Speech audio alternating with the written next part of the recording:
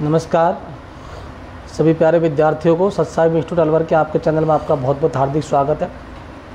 दोस्तों, आप लोग हमारी सभी वीडियो देखते हैं, शेयर करते हैं, लाइक करते हैं, कमेंट करते हैं, इसके लिए आपका बहुत बहुत धन्यवाद। मैं आपका बहुत बहुत आभारी रहूँगा और मैं आपको यकीन दिलवाना चाहता हूँ, विश्वास दिलाता हूँ कि थोड़ा क्या है कि इंस्टीट्यूट हमारा ऑफलाइन के चक्कर में क्या आपका ऑनलाइन थोड़ा सा क्लासेस हम ले नहीं पाए, काफ़ी दिन से थोड़ी क्लासेस क्या हो नहीं पाई, उसके लिए आपसे क्षमा प्रार्थी है। बट मैं आपको यकीन दिलाता हूं कि मैं आपको लगभग धीरे धीरे करके सारी क्लासेस इस यूट्यूब पर फ्री अवेलेबल करवा दूंगा, ताकि आपको कभी कहीं भी पैसा खर्च करने की रिक्वायरमेंट ना हो। समय ज़रूर लगेगा चीज़ों को जो थोड़ा एडजस्ट करने के अंदर। बाकी मेरा आपसे निर्णय जो भी क्लासेस चलेगी उसको आप शेयर कर दें, अधिक से अधिक लाइक करें, उस पर कमेंट करें, अच्छा लगे तो, ताकि उसको मैं आगे अपने आपको क्लासेस देने में अच्छा महसूस कर पाऊँ। उसके लिए आपका बहुत बहुत आभारी रहूँगा। चलो शुरू करते हैं आज की क्लासेस को बच्चों। तो आज की क्लास हम लेके आ रहे हैं प्यारे बच्चों, एक बहुत ही शानदार चैप्टर लेके आया हूँ रीजनिंग का।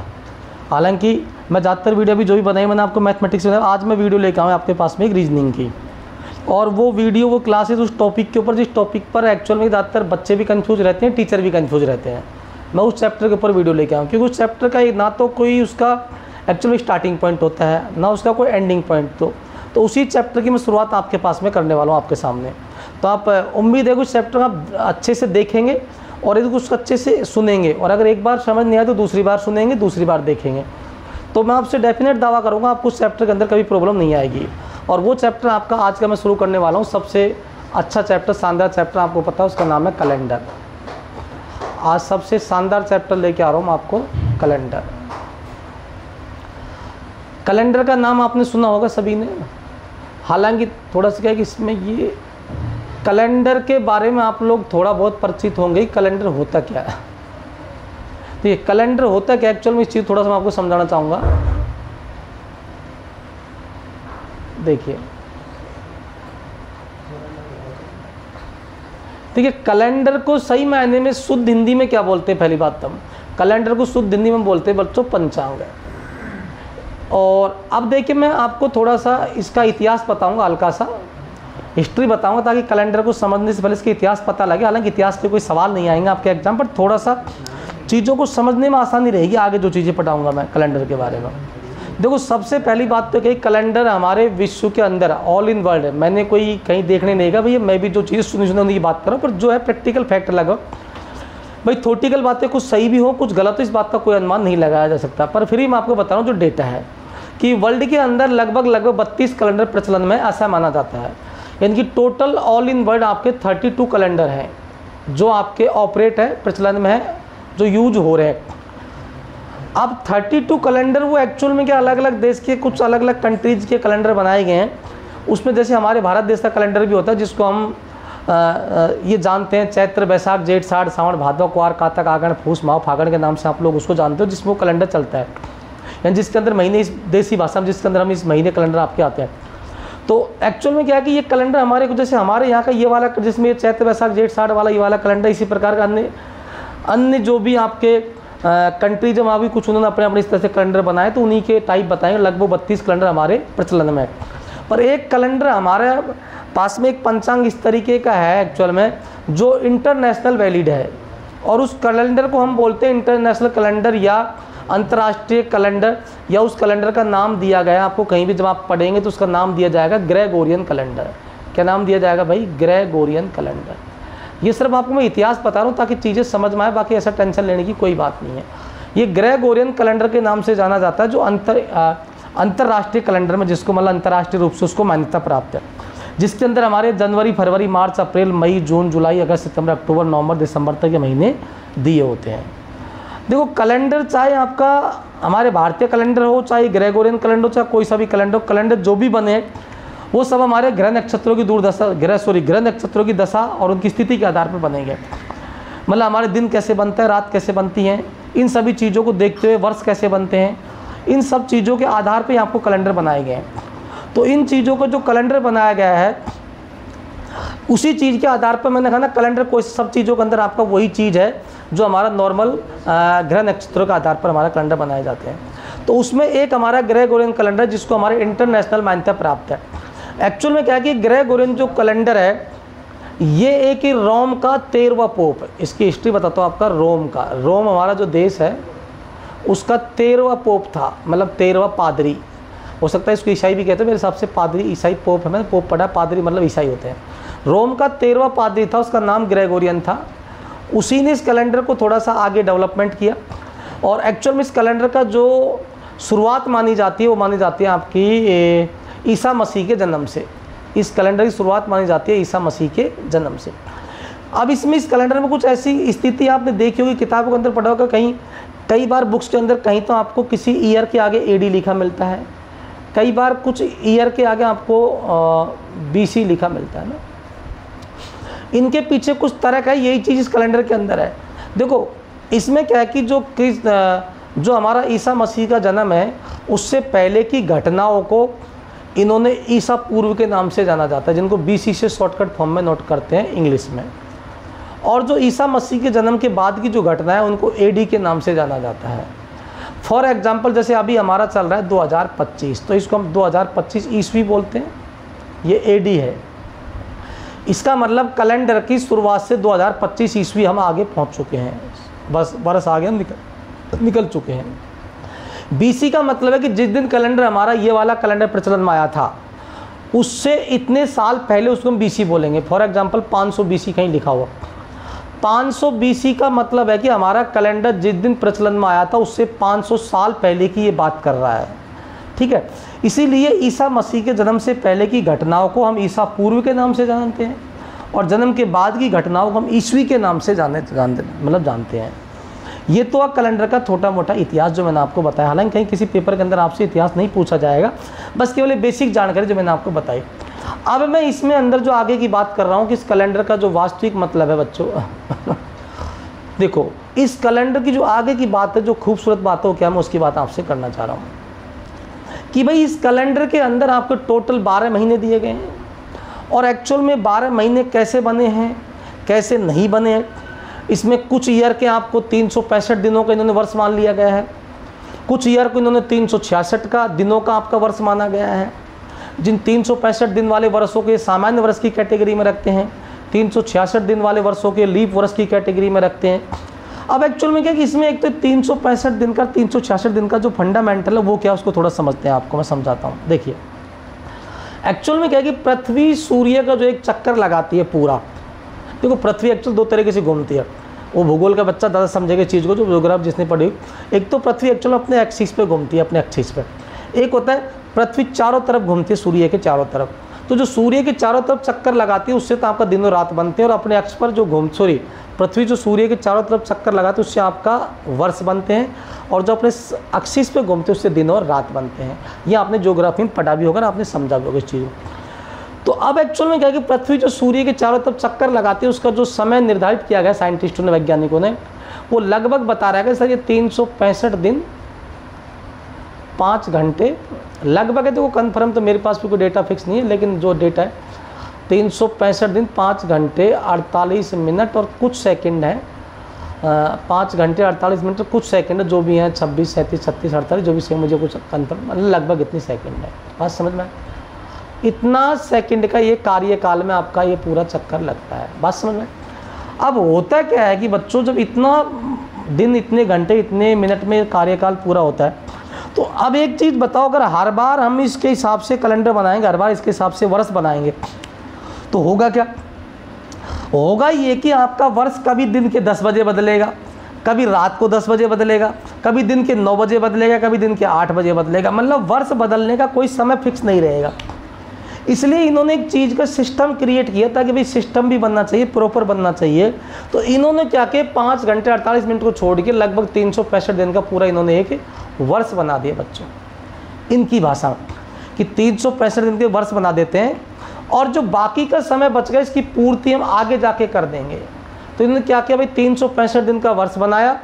इस तरह से लगातार 3 साल तक, ये पहला साल, दूसरा साल, तीसरे साल तक लगातार इन्होंने 365 दिन के आपके वर्ष बनाए। लेकिन चौथे साल में इन्होंने देखा कि यार 5 घंटे 48 मिनट ये कुछ सेकंड से आपका लगभग 23 घंटा कुछ मिनट के लगभग आपका टाइम आगे बढ़ चुका है। तो इन्होंने 23 घंटा कुछ मिनट के समय को लगभग इन्होंने कैलकुलेट करके जो चौथा वर्ष उसको इन्होंने क्या बना दिया, एक दिन उस पर बढ़ा दिया, यानी कि उसको लीप वर्ष बना दिया। क्या बना दिया उसको, लीप। उसमें 366 दिन आपके कर दिए इस चीज़ की पूर्ति करने के लिए। अब इसमें देखो और थोड़ा सा एक मज़े की बात और भी है, इसको इतिहास बहुत प्यार से समझना बेटा, कैलेंडर में कभी दिक्कत नहीं, जो बात मैं आपको समझाना चाह रहा हूँ। अब इन्होंने सोचा कि 23 घंटे कुछ मिनट हो रहे हैं, अभी 24 घंटे पूरे नहीं हुई है। इट मीन्स ये होगा कि चौथे साल में हमारा कैलेंडर वास्तविक समय से पीछे हो गया। वास्तविक समय से क्या हो गया, मतलब पीछे हो गया, 24, उसने 24 घंटे दिन बना दिया और अभी उसमें टाइम वास्तव में कम चल रहा है। तो इन्होंने क्या किया कि 100 साल में जाकर ये कहा, देखो हर 4 साल में आपका एक 366 दिन का कैलेंडर आया, इसके हिसाब से हर 4 साल में आपका 366 दिन का कैलेंडर आया, यानी कि 4 साल जो आपका ईयर स्टार्ट होगा, 1 के बाद 4 साल आया होगा, 4 के बाद 8 आया होगा, 8 मतलब 4, 8, 12 इन सभी वर्षों में आपका लीप था। 4, 8, 12 फिर 16 फिर 20 फिर 24, 28, 32, 36, 40, 44 ऐसे ऐसे करके लास्ट में 96 भी लीप था और 100 भी। अब इसके अकॉर्डिंग 4-4 साल के हिसाब से लीप होना चाहिए था। ये देखो बात को समझो, क्योंकि हर 4 साल बाद आ रहा था, ये भी लीप होना चाहिए। पर इन्होंने एक बड़ी समझदारी दिखाई, इन्होंने अपनी गणना करी कि यार 100वें साल में जाकर के लगभग क्या है कि एक दिन लगभग बैक करना चाहिए हमें कैलेंडर को, इतना समय हमारा आगे निकल चुका है। तो उस समय की पूर्ति करने के लिए 100वें साल को जो लीप बन रहा है उसको इन्होंने साधारण तैयार कर दिया। कितना तैयार कर दिया, 365 दिन का साधारण वर्ष तैयार कर दिया। इस तरह से इन्होंने एक सिस्टम बनाया कि जो शताब्दी वर्ष होते हैं, जो 100 साल के गुणज में होते हैं, जैसे 100 वर्ष हो गया, 200 हो गया, 300 हो गया, 500 हो गया, 1000 हो गया, 1200 हो गया, 1500 हो गया, 1800, 1900, 2000, इनको शताब्दी वर्ष बोलते हैं। और इन्होंने ये कहा कि भाई जो शताब्दी वर्ष होगा उसमें 4 के हिसाब से मत दो चौथे साल में, उसमें ये देखो कि हर 400 साल में एक बार आएगा शताब्दी वर्ष, मतलब शताब्दी वर्षों में हर 400 साल में एक बार लीप आएगा। बाकी 4 साल में एक लीप जो जनरल है वो तो आएगा ही आएगा, बाकी शताब्दियों में 400 साल में आएगा। तो इन्होंने ये कहा कि भाई लीप और साधारण की पहचान करने का एक तरीका बताया। क्या तरीका बताया कि जो आपके शतक वर्ष के बीच में होते हैं, जैसे शतक के बीच में 101, 102, 201, 203, 501, 502, 1901, 1902, 1999, इन वर्षों में जो भी है उनमें 4 का भाग लगा के पता कर लो कि उनमें अगर 4 का भाग जा रहा है तो लीप है। और बाकी के जो वर्ष शताब्दी है उसमें अब 4 का भाग नहीं लगाए, उसमें अब 400 का भाग लगाओ। जो शताब्दी है जिसमें 400 का भाग चला जाएगा वो लीप हो जाएगा, उसे हम 366 दिन का वर्ष कहते हैं, लीप वर्ष कहते हैं। और उस लीप वर्ष के अंदर क्या करते हैं भाई, ये उस लीप वर्ष के अंदर ये इन्होंने सिस्टम ऐसी व्यवस्था कर रखी है कि 1 फरवरी का एक दिन बढ़ा देते हैं। जो 28 तारीख की नॉर्मल फरवरी तो उसको 29 तारीख की फरवरी ये कर देते हैं। उससे क्या होता है, पूरा वर्ष आपका 366 दिन का हो जाता है। और बाकी का जो साधारण वर्ष 365 दिन का होता है, तो उसके अंदर आपका 28 दिन की फरवरी होती है। ये शायद आपको मेरी बात इतिहास की आपको अच्छे से समझ में आई कि भाई 365 दिन का क्यों वर्ष बनाते हैं, 366 दिन का वर्ष क्यों बनाते हैं, लीप कौन सा होता है, साधारण कौन सा होता है, शताब्दी कौन सा होता है, गैर शताब्दी कौन सा होता है। इतनी बात समझ में अगर आपको आई है तो मैं आगे चलता हूँ। बच्चों, प्यारे बच्चों, उम्मीद करता हूँ सारी बात समझ में आ रही होगी। और बच्चों कोई अगर भूलवश कोई बात त्रुटिवश अगर कोई थोटिकल बात बोली उसके लिए क्षमा करना, बाकी मैं आपको प्रैक्टिकल चीज़ें समझाऊंगा जो आगे की बिल्कुल सत्य बातें एकदम से। तो अब आप लोग ऐसा करेंगे कि इस वीडियो को शेयर कर दीजिए जल्दी जल्दी, दोस्तों लाइक करो, कमेंट करो अच्छा लगे तो, और मुझे बोलना है सर आगे वीडियो कंटिन्यू करें ताकि मेरे अंदर जोश पैदा हो उसे आपके लिए काम करने के लिए। ठीक है बच्चों, तो अभी मैं बात करता हूँ प्यारे बच्चों इसमें आगे की जो बात है। देखिए आगे की बात अब यह है कि भाई कैलेंडर के अंदर हमारे सामने 2 बातें निकल के आई जो हमारे लिए मुख्यतः इंपॉर्टेंट है। कैलेंडर को हल करने के लिए हमारे पास 2 चीज़ निकल के आई, एक तो लीप वर्ष और एक साधारण वर्ष, और एक शताब्दी और एक गैर शताब्दी, 2-3 बातें निकल के हमारे सामने। तो सबसे पहला पॉइंट तो हमारा ये कि शताब्दी और लीप में जो जो अंतर है उसको हम डिफ्रेंशिएट करें। पहला पॉइंट तो हमारा ये बनता है। मतलब इस कैलेंडर के अंदर हमको चीज़ें समझने के लिए 2-3 चीज़ों पर डिस्कस करना पड़ेगा। मैं आपको थोड़ा बताता हूँ इस चैप्टर का कंक्लूजन बताता हूँ कि इसमें करना क्या क्या होगा। देखो पहला पॉइंट हमें सीखना पड़ेगा शताब्दी। जब ये चीज़ें समझ जाएंगे तो अपना आप चीज़ें क्वेश्चन सॉल्व होना शुरू कर देंगे। शताब्दी और साधारण वर्ष में अंतर क्या है, एक तो हमें ये चीज़ समझनी है इस टॉपिक के अंदर। दूसरी चीज़ इसमें जो समझने की बात हमारी आएगी वो आएगी यहाँ पर विषम दिन, जिसको हम ऑड डेज बोलते हैं। विषम दिन, ऑड डेज। ये कुछ पॉइंट्स होंगे जिनके आधार से हम पूरे सवाल को, पूरी गणित को, पूरे कैलेंडर को सॉल्व कर दें। ये 2 पॉइंट हमें अच्छे समझ में आते हैं। शताब्दी और साधारण वर्ष में क्या अंतर है, विषम दिन क्या होते हैं, इन चीज़ों को थोड़ा हम चर्चा करेंगे। उसके बाद हम इसमें टाइप वाइज क्वेश्चन सॉल्व करेंगे। भैया क्या क्या सॉल्व करेंगे, देखो मैं आपको बता देने वाला हूँ। टाइप वाइज इसमें हम क्वेश्चन सॉल्व करेंगे। पहले इसमें तीसरे नंबर पर जो फर्स्ट टाइप आपके जो क्वेश्चन आएंगे उसके अंदर हम ये क्वेश्चन सॉल्व करेंगे कि एक ही वर्ष के अंदर अलग अलग तिथियों का वार ज्ञात करेंगे। अलग अलग या समान तिथि, अलग अलग या समान तिथि का वार ज्ञात करेंगे। अलग अलग या समान तिथि का एक ही वर्ष में सवाल ये होगा। दूसरा हम ज्ञात करेंगे कि सेम डेज किसी कैलेंडर का किसी महीने का एज इट इज कैलेंडर आगे कब होगा। उसके अलावा हम बात करेंगे कि सेम वर्ष अलग अलग हो, वर्ष अलग अलग हो पर आपकी जो तारीख है वो समान हो। इस तरह के जो प्रश्न होंगे उनको सॉल्व करेंगे। अगला पॉइंट पढ़ेंगे कि वर्ष भी अलग हो और तारीख भी अलग हो, ऐसे क्वेश्चन सॉल्व करेंगे। इस तरह के इसमें काफ़ी चीज़ें हैं जिनको हम सॉल्व करेंगे, वर्ष अलग तारीख अलग, और इन सभी को समाधान जो मिलेगा आपको विषम दिन से मिलेगा। एक हम निकालेंगे किसी भी दिन का, किसी भी डे या किसी भी तारीख का वार ज्ञात करना सीखेंगे। ठीक है, शताब्दी और उसके अलावा किसी भी वर्ष के अंतिम दिन कौन से होंगे, प्रथम दिन कौन से होंगे, ये चीज़ हम इसके अंदर पढ़ेंगे। ठीक, इस तरह से काफ़ी पॉइंट हम इसके अंदर पढ़ेंगे। किसी वर्ष के अंतिम दिन कौन से होंगे, प्रथम दिन कौन से होंगे, और भी इसमें करके हम ढेरों सारी चर्चा इस टॉपिक के अंदर हम करेंगे। तो मैंने आपको लगभग ये पॉइंट्स बताए, बहुत सारे इसमें भी बहुत सारे टॉपिक्स इसमें हैं जो आपको बता। तो ये सबकी चर्चा में इस टॉपिक के अंदर धीरे धीरे करके आपको एक एक पॉइंट करके हम लेंगे बच्चों। बस वीडियो को पूरा देखना है। अगर ये वीडियो फर्स्ट में तो अगले पार्ट में आएगा। कैलेंडर के भी कई सारे पार्ट बनेंगे, हो सकता है इस पार्ट के अंदर पूरा कवर नहीं हो पाएगा, भी इसमें 4, 5, 6, 7 पार्ट बनाने पड़ेंगे, छोटे छोटे पार्ट, जब तक आपको चीज़ समझ में आएंगी। तो इसमें हम सारी चीज़ें हम समझेंगे। तो आज का मेरा सबसे जो महत्वपूर्ण बिंदु है वो एक साधारण और शताब्दी वर्ष के अंदर जो अंतर है उसको हम फोकस करते हैं बच्चों। देखिए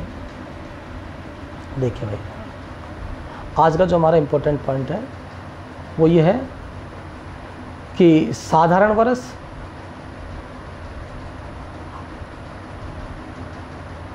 और लीप वर्ष में जो डिफरेंस है बेसिक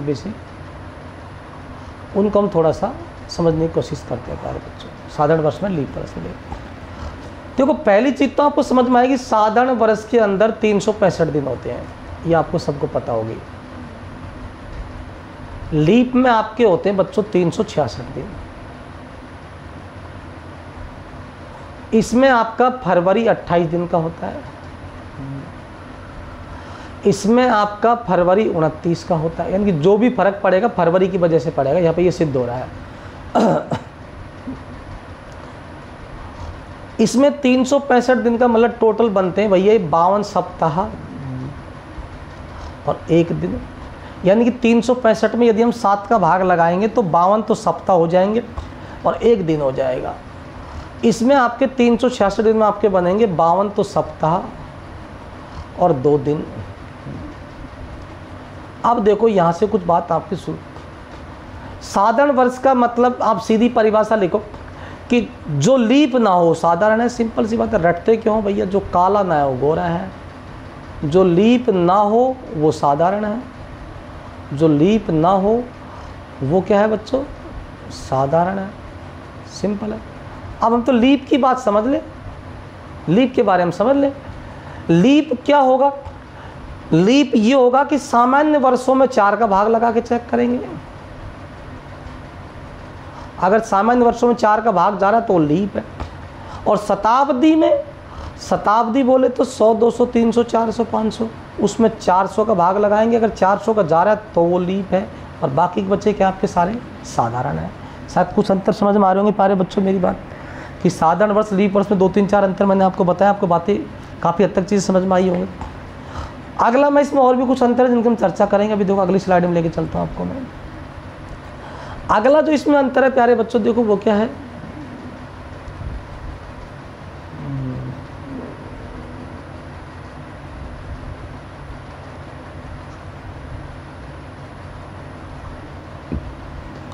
अगला जो इंपॉर्टेंट अंतर है वो अंतर ये होता है बच्चों, साधारण वर्ष का पहला दिन, 5वां पॉइंट है, साधारण वर्ष का पहला दिन, साधारण वर्ष का पहला दिन,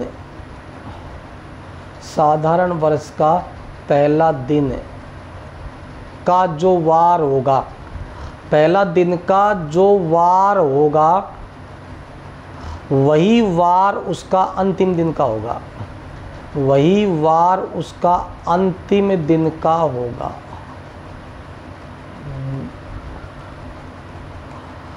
इसमें क्या होगा अभी समझाऊंगा। लीप वर्ष में बच्चों क्या होता है, लीप वर्ष में पहले दिन के वार और अंतिम दिन के वार और अंतिम दिन के वार में एक दिन का अंतर होता है, एक दिन का अंतर होता है। ये बेसिक मुख्य पॉइंट है, इसको समझने की बात है प्यार। देखो इसके अंदर एक्चुअल में क्या होता है, मैं आपको एक एग्जांपल चीज़ें समझाता हूँ। मैं आपसे ये कहता हूँ भाई आज 1 तारीख है, फॉर एग्जांपल आज सोमवार है, ध्यान से सुनना प्यारे बच्चों। तो अगली 8 तारीख को क्या वार हुआ, तो हम नॉर्मल अगर देखें तो 1 तारीख के बाद 2, 3, 4, 5, 6, 7 टोटल दिन हो गए 8, टोटल 8 दिन हो गए। अब रियलिटी में हम क्या करते हैं कि भाई 1 तारीख को सोमवार है तो 8 को क्या होगा, इसके लिए हम अगर नॉर्मल काउंट करते तो सोमवार, मंगल, बुध, बृहस्पति, शुक्र, शनि और रविवार और फिर दोबारा से सोमवार। इसका मतलब ये हुआ कि 1 तारीख को सोमवार तो 8 तारीख को सोमवार सेम। इसका मतलब देखो इनको हल करने का तरीका होता है कि पहले वार का और पहली तारीख का अंतिम तारीख का अंतर लेते हैं, यानी कि 8 और 1 का अंतर हो गया 7, और ये जो 7 आया इसमें 7 का ही भाग लगाते हैं, यानी कि शताब्दी आपके सप्ताह कितने बन गए, इसका मतलब इसमें 1 सप्ताह का अंतर हो गया, इसका मतलब हो गया इनमें अंतर हो गया 1 सप्ताह का। और जब सप्ताह का अंतर होता है वह डे समान आता है।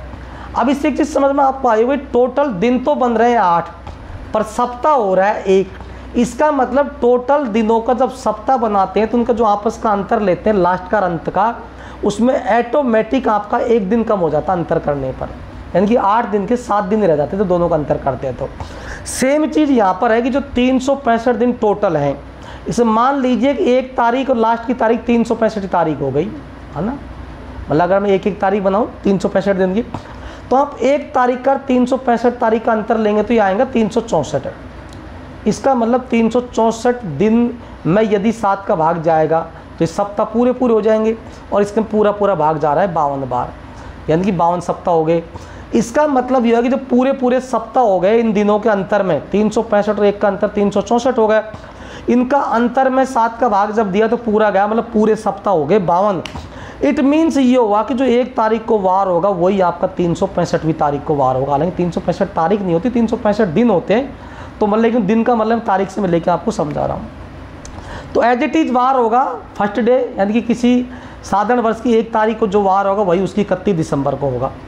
अंततः लीप वर्ष का सेम सिचुएशन होगी कि यहाँ पर 1 तारीख को 1 और जैसे लास्ट का 366 दिन होगा, तो दोनों का अंतर जब लेंगे तो 365 आएगा, और 365 जब 7 का भाग लगेगा तो यहाँ पर 1 शेष बचेगा। इसका मतलब है कि पूरे सप्ताह 52 हो गए पर 1 दिन और फालतू आ रहा है, यानी कि आपका 1 दिन एक्स्ट्रा हो गया सप्ताह से, यानी कि आपका जो 1 तारीख को जो वार होगा उससे 1 दिन आगे का वार होगा आपका लास्ट का दिन, यानी कि अगर 1 जनवरी को आपको सोमवार है तो अगर लीप वर्ष है तो उसका 31 दिसंबर को सोमवार से 1 दिन बढ़कर कितना हो जाएगा प्यारे बच्चों, मंगलवार हो जाएगा। ठीक है प्यारे बच्चों, तो उम्मीद करता हूं कि प्यारे बच्चों आज का सेशन मुझे साधारण वर्ष लीप वर्ष तक आपको समझाने में और उसको पहुंचाने में मुझे आप तक सुविधा, आपको अगर अच्छा लगा हो, सुविधा लगी हो, बढ़िया लगा हो तो इसको शेयर करना, लाइक करना, कमेंट करना और आगे बताना से इस सेशन को कंटिन्यू करें। और अगर किसी भी तरह कोई कमजोरी हो, कोई आपको अगर कहीं कोई त्रुटि दिखाई दे उसके लिए भी फिर कमेंट करना, ताकि अपनी अगली वीडियो में सुधार कर सके, उसमें एडिटिंग कर पाएँ। बाकी मैं कोशिश करता हूँ कोई चीज़ गलत ना पढ़ाऊँ, कोई गलत तरीके से पेश ना करूँ, पर फिर भी देखो इंसान से गलती होना कोई बड़ी बात नहीं है, लाजमी बात है। लेकिन तो अब उम्मीद करता हूँ आप लोगों को सेशन अच्छा लगा होगा, इसको शेयर करेंगे तो आपका आज के सेशन में आपका आगे यहाँ से आगे सेशन कल लेके आएंगे। आपका बहुत बहुत धन्यवाद।